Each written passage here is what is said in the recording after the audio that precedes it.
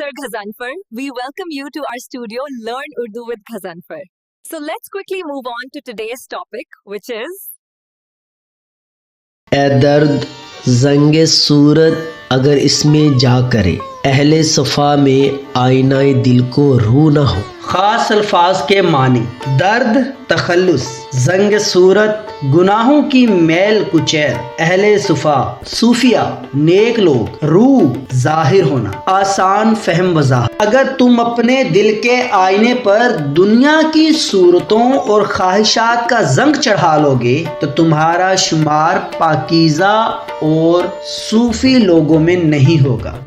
پیارے بچوں، یہ شعر اردو کے عظیم صوفی شاعر خواجہ میر درد کا ہے، جو ہمیں دل کی صفائی اور روحانی پاکیزگی کا سبق دیتا ہے۔ دل کا آئینہ، دل کو ایک ایسے آئینے کی طرح سمجھیں جسے پاک اور صاف رکھنا چاہیے۔ یعنی شاعر نے دل کو ایک آئینے سے تشبیہ دی ہے۔ آئینے کا کام کیا ہوتا ہے؟ سچائی کو دکھانا۔ جب آئینہ صاف ہوتا ہے تو اس میں ہر چیز واضح نظر آتی ہے۔ اسی طرح ہمارا دل بھی روحانی سچائیوں اور اللہ کے نور کو دیکھنے کا آئینہ ہے۔ جب دل صاف ہوگا تو ہمیں اپنے خالق کی پہچان زیادہ بہتر ہوگی۔ لیکن اگر اس دل پر زنگ صورت، دنیاوی چیزوں کا زنگ جیسے لالچ، حسد اور خود غرضی لگ جائے تو یہ آئینہ گندا ہو جاتا ہے اور سچ کو دکھانا چھوڑ دیتا ہے۔ اس لیے دل کی پاکیزگی اور صفائی بہت ضروری ہے۔ صوفیانہ معیار: درد کے نزدیک پاکیزگی اور روحانی صفائی ہی صوفیوں کی سب سے بڑی نشانی ہے۔ یعنی شعر میں اہل صفا کا ذکر ہے۔ اہل صفا وہ لوگ ہوتے ہیں جن کے دل صاف ہیں، جن میں کوئی کھوٹ نہیں، یعنی صوفی، درویش یا پرہیزگار لوگ۔ صوفیوں کا سب سے بڑا معیار ان کی روحانی صفائی ہے۔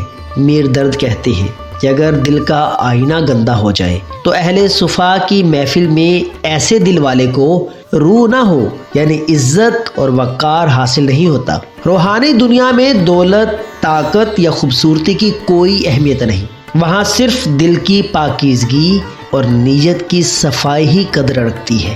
صوفیانہ راستہ اسی پاکیزگی کو حاصل کرنے کا نام ہے۔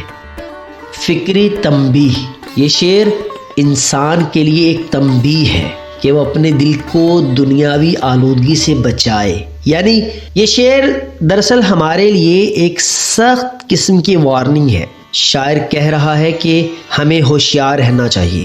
دنیا کی چکا چوند، لالچ اور بری سوچیں ہمارے دل کو آہستہ آہستہ خراب کر دیتی ہیں۔ جس طرح اگر ہم آئینے کو صاف نہ رکھیں تو وہ زنگ آلود ہو جاتا ہے، بالکل اسی طرح اگر ہم اپنے دل کو اللہ کی یاد، نیکی اور شکر گزاری سے صاف نہ رکھیں تو یہ دنیاوی آلودگی کا شکار ہو جاتا ہے۔ اس تنبیہ کا مقصد یہ ہے کہ ہمیں ہمیشہ اپنے باطن، اندرونی حالت کی فکر کرنی چاہیے اور اپنے دل کو صاف اور روشن رکھنا چاہیے۔